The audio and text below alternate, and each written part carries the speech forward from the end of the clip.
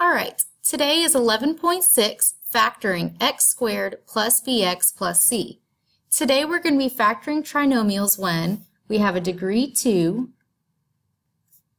meaning that we are factoring quadratic functions. We will have 3 terms, so this means we are factoring trinomials.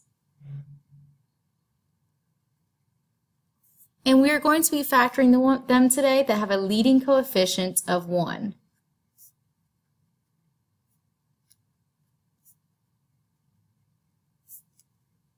So in other words, our a term is equal to 1. And if you notice in this heading we have x squared plus bx plus c, we are not having an a term here today because we are assuming that it is 1. Now if you recall back to what we did with multiplication, we have here x plus 3 times x plus 2. We multiply these two binomials together by multiplying x to the first two terms. So x times x is x squared. X times 2 is 2x. And then we go back to this 3 and multiply the other two terms. 3 times x is 3x, and 3 times 2 is 6. Next, we would combine these like terms to get x squared plus 5x plus 6. So we were multiplying. Today when we're factoring, it is like unmultiplying. It is basically undoing the distributive property. When we multiply the second one here, we're going to take a few shortcuts while we're multiplying them back together. So we're going to start by multiplying the first two terms, which always gives us here x times x, which is x squared. Then we're going to multiply the x to the 1 and write 1x, and multiply the negative 2 to the x, negative 2x, and then that last term there, the negative 2 multiplied to the positive 1, which will give us a negative 2. Now when we combine these middle terms here, negative 2x plus 1x will give us a negative 1x. And like I said, the last term, negative 2 times 1 is negative 2. Now basically what we've done here, the difference was we would be writing this step out to show adding like terms. All we are doing here is showing our middle terms right here and adding them together in our final trinomial. So practicing that step, we've got x times x to get x squared, x times negative 3, negative 3x, negative 4 times x, negative 4x, and last, negative 4 times negative 3 to get positive 12. My middle term from negative 4x and negative 3x is negative 7x. All right, so let's actually get to factoring these problems. You have with you your graphic organizer for factoring. We're going to be using this graphic organizer throughout this chapter to help us remember what we need to do when we have these specific steps for solving for factoring. So our first step is always to remove the GCF, the greatest common factor. We did this yesterday in yesterday's lesson. Now today, once we remove the GCF, today we're going to look at how many terms does a polynomial have. Today's lesson is all about trinomials, so we're going to have 3 terms. We're going to be using the guess and check method for factoring. All right, so let's look at our steps. Basically what we will have here after we get our trinomial factored, if we have a GCF, we will put the GCF on the outside like we did yesterday, and then we will have 2 terms here, 2 factors, x plus or minus something, x plus or minus something. Basically, it will look back at our 2 binomials before we multiply them together. So like I said, always check for greatest common factor, and we will actually factor that out. The second step, we're going to draw our parentheses and fill in the variable. Our parentheses will be 2 binomials, and we will fill in the variable x times x, which gives us x squared. The next step is to determine what your signs will be. Well, yesterday we were looking at what signs would be if we were multiplying and adding things. Well, if I ended up here with a plus or a plus, that means we have the same signs. If it is an x squared plus bx plus c, let's draw our two binomials, x and x. Notice x times x will give us our x squared. Plus c, once again, means they will be the same exact sign. Well, when we add up our two middle terms, if you notice on our first problem here, we had positive 3x and positive 2x, giving us a positive 5x. So if our b term is positive, that means both of our factors are x plus a number or x plus a number. Now, if we look here, we could also have that plus sign in the last for c, but we have a negative b term. Looking at our last example, we had negative 4 and negative 3 giving us negative 7, but when we multiplied negative 4 times negative 3, we got a positive 12. So if we have a positive c term but a negative b term, our factors x times x will have minus signs on both factors. Next, we need to look at if c is negative. This one is a little bit trickier because if c is negative, that's because we have opposite signs. Now, if we have here our two factors, x times x, once again to get our x squared, and this c was negative, that's because we multiplied a positive times a negative. So we will have opposite signs. If my b term is positive, that means my positive number will be the bigger number.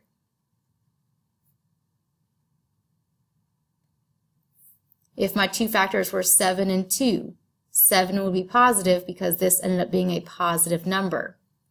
Now, since here c is negative, opposite signs, I will have x plus and x minus a number, but in this case, they added together to become a negative middle term. Therefore, my negative factor will be the bigger number. Now, if we notice above our problem we did in the middle, it multiplied to a negative 2 in the end, and that's because we had opposite signs. It also added to a negative number. So notice our two numbers here, 2 and positive 1.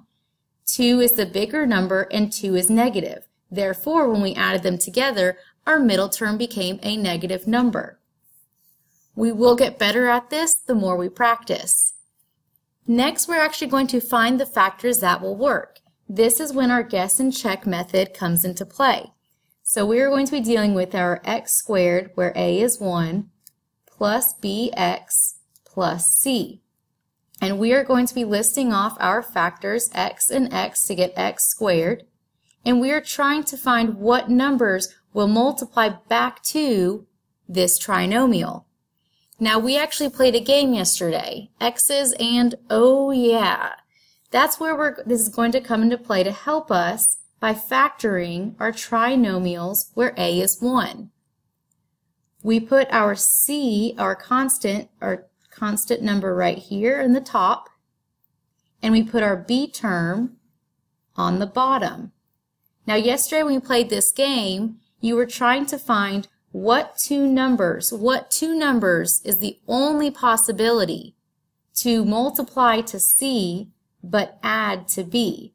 There's only one combination for each of these. So no matter what, when you guess and check these, when we are guessing to find what two numbers are going to go here in our two binomials, there is only one answer. Now, after you find what those two numbers are, we're going to check our work by distributing. In other words, once we have our two binomials set up with our numbers that we have found, we're going to multiply. We're going to multiply the first ones to make sure they equal x squared. We're going to multiply the outside numbers, and we're going to multiply the inside numbers and add them together to make sure they are adding together to our trinomial middle term. And then last, we will double check our last term to make sure it's multiplying to the last term in our trinomial. Now, this is just a graphic organizer.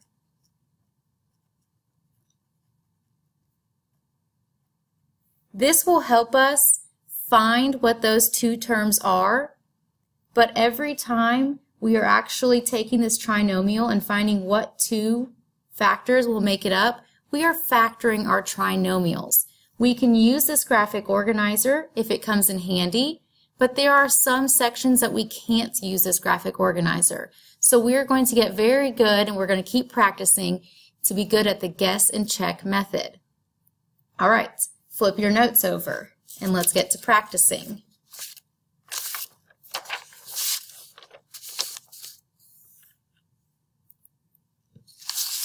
Okay, so practicing these, we have to, notice it says factor completely. So we need to make sure these are completely factored and we've got nothing left to do for it. So our first problem is x squared plus 8x plus 15.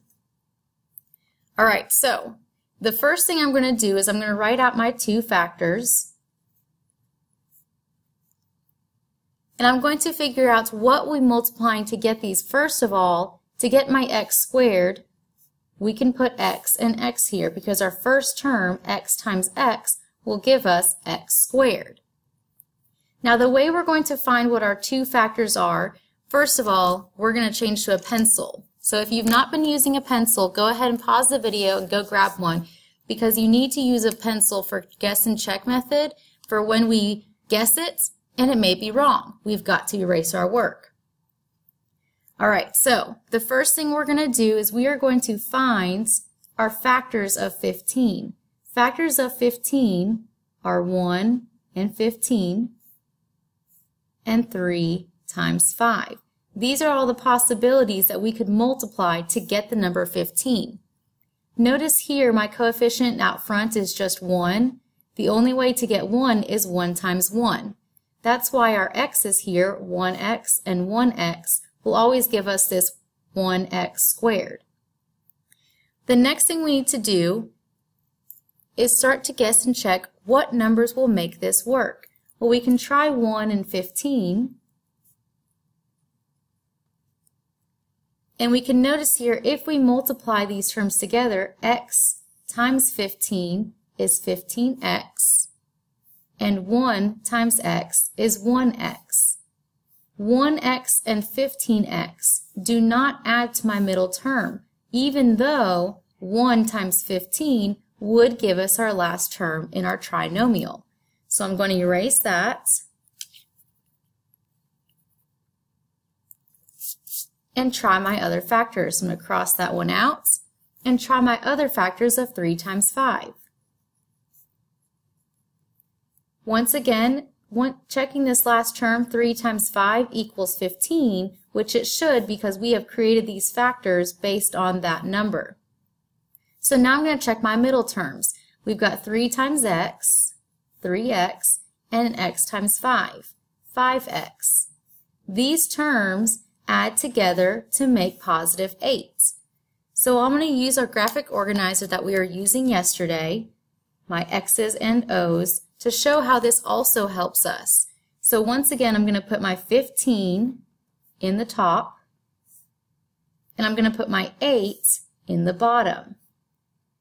In our game yesterday, we found out what multiplies to the top number but adds to the bottom number. Now those numbers would be 3 and 5. Notice that both of those are positive. So when I go over here to write this, positive 3 and positive 5 to get positive 3x, positive 5x. So when I do add them together, I'm ending up with a positive 8x. So I'm going to write these two out, x plus 3, x plus 5 as my final answer. Now, these are called factors. X plus 3 times x plus 5 are factors, and they can multiply back together to get our trinomial from the beginning. So we have factored out by finding what factors multiply back to it. Now, commutative property allows us to rearrange things. The same answer would work x plus 5, x plus 3. So either one of those is fine for this answer. All right, Let's go on to the next problem. Next we have x squared minus 2x minus 24.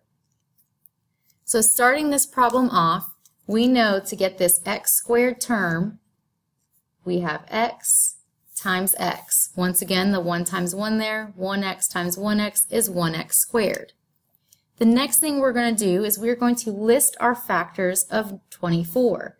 So I've got 1 times 24, 2 times 12, 3 times 8, and 4 times 6.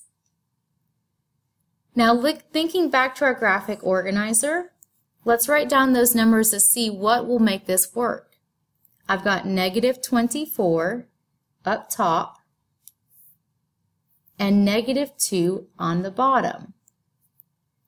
Checking through all of my factors here, 1 and 24 could not give me a 2. 2 and 12 will not give me a 2. 3 and 8 wouldn't work either. But 4 and 6 have a difference of 2. So I know I can use 4 and 6 for my factors. But I've got to find the right combination for them. So we're multiplying to negative 24. That means that these signs on the factors are opposites. And I also have to add to negative 2. Well, if I'm adding and getting a negative number, that means my bigger number is negative. So using 4 and 6, I've got to make 6 negative to make this one combination work. 4 times negative 6 equals negative 24. 4 plus negative 6 equals negative 2. So I'm going to write those factors in, a positive 4 and a negative 6, but I always need to check my work. So first, x times x is x squared. 4 times negative 6 is definitely giving me my negative 24. My middle terms here, I've got x times negative 6 to get negative 6x, and 4 times x to get 4x. Combining these like terms, I've got 4x minus 6x, which gives me negative 2x. So this has checked off for my x squared term, it has checked off my negative 24, and it has now checked off my negative 2x term. So my two factors are x plus 4 and x minus 6. Once again, these factors can be flipped around. I could have x minus 6 first and then x plus 4, as long as I have the correct signs on the correct factors. All right, problem number 3. X squared minus 6x minus 27. Pause the video and try this problem out.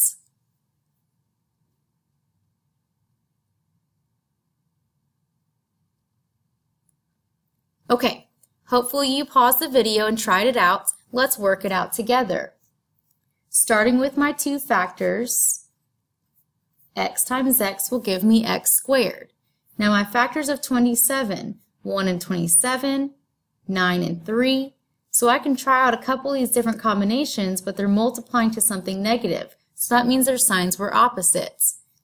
Negative 9 and positive 3 were the two factors that made this work. And we can check that. X times x is x squared. X times 3 is 3x. Negative 9 times x is negative 9x. And the last negative 9 times 3 is negative 27. So here, looking at my middle terms, negative 9 and positive 3 give me negative 6x. So my answer is x minus 9, x plus 3. Don't forget, you can have those in different orders as long as the negative is on the 9 and the positive is on the 3. Okay, number 4 and 5. X squared minus 5x plus 6. X squared minus 5x minus 6. Pause the video and try both of these out. They look very similar, but we have two different answers for these. Okay, hopefully you've paused the video and worked this one out. I notice here that my last term was 6, so I've got my factors of 1 and 6 and 2 and 3. Both of them, 1 and 6 and 2 and 3. I wrote up my little graphic organizer to help me out, and I'm multiplying to 6, but adding to negative 5 here. My two factors that work for that are negative 2 and negative 3. Negative 2 times negative 3 make positive 6. Negative 2 plus negative 3 add to negative 5. Now my second one here, I'm multiplying to negative 6, and I'm adding also, same thing, to negative 5. So my two factors that worked for that one were negative 6 and positive 1. Notice how similar they are, but they're different factors, because with these puzzles, there's only one solution. So I'm going to put these two factors in, one of them being x minus 2 and x minus 3. We can double check that. X times x is x squared. X times negative 3 is negative 3x. Negative 2 times x is negative 2x. So negative 2 and negative 3 add to negative 5. And negative 2 times negative 3 gives me my positive 6. This answer could also be written as x minus 3, x minus 2. Commutative property allows us to rearrange them, so either one of those would have been perfect. My second one here, x minus 6 and x plus 1. Checking that one, x times x is x squared. X times positive 1 is positive x. Negative 6 times x is negative 6x. So negative 6 plus 1 gives me negative 5x. And negative 6 times positive 1 gives me negative 6. Also, this one can be written as x plus 1, x minus 6. Notice they're the same exact things. All I have done is flip the order of my two factors. All right, number 6, x squared plus 3x plus 1. Now starting this one off, we notice here our first term is just 1x squared, that's our 1 times 1, and our last term is 1. The factors of 1, the only possibility, is 1 times 1. So when I make my little graphic organizer for guessing and checking, I'm multiplying to positive 1, but I'm adding to positive 3.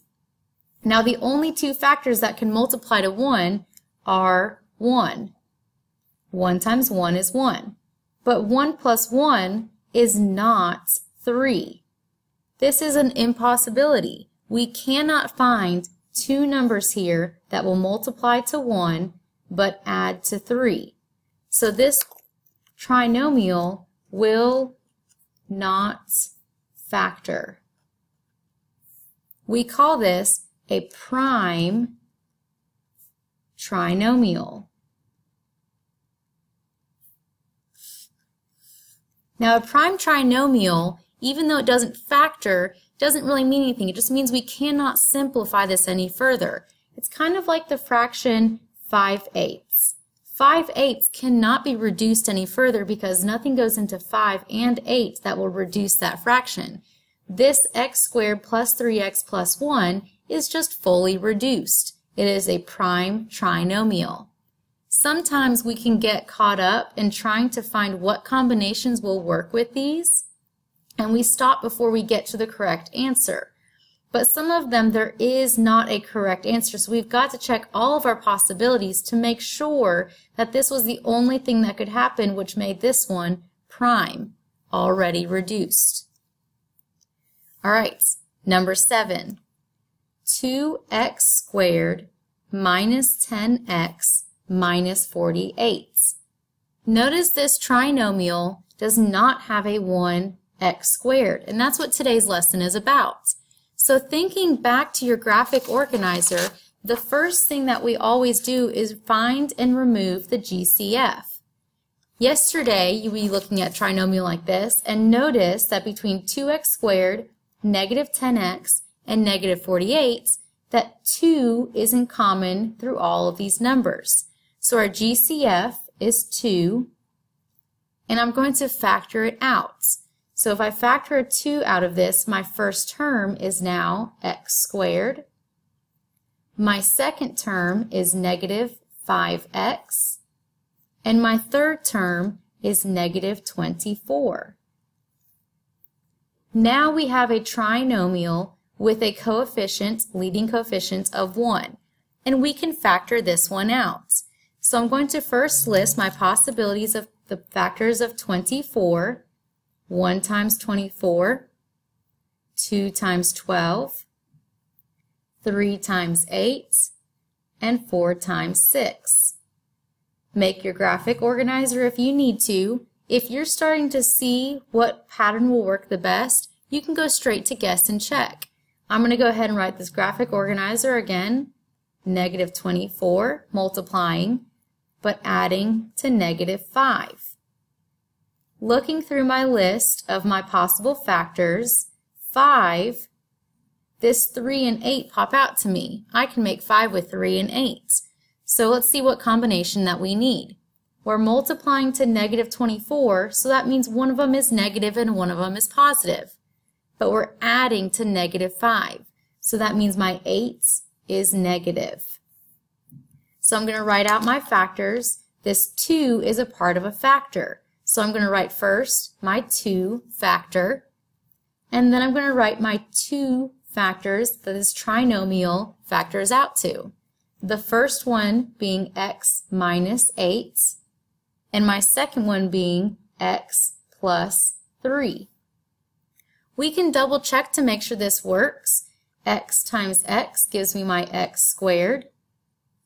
X times 3 is 3x. Negative 8 times x is negative 8x. Negative 8 plus 3 checks off to my negative 5x. And negative 8 times 3 is negative 24. So I'm going to write my 3 factors down now. I've got my 2 for my GCF. X minus 8 times x plus 3. These 3 factors, if we multiplied those back together, would create our original trinomial. All right, the second one, number 8. 4x squared minus 12x minus 40. Pause the video and try this one out. Okay, hopefully, noticing this 4x squared and we needed a 1x squared, you found that the GCF of all 3 terms was 4, leaving behind x squared minus 3x minus 10. Next, bringing this 4 down and finding out what this trinomial factors to. It factored to x minus 5 and x plus 2. Plus 2 and negative 5x create negative 3x. Negative 5 times positive 2 is negative 10. All right, last one. Let's wrap this up. 3x squared plus 27x plus 42. Pause the video and factor it out.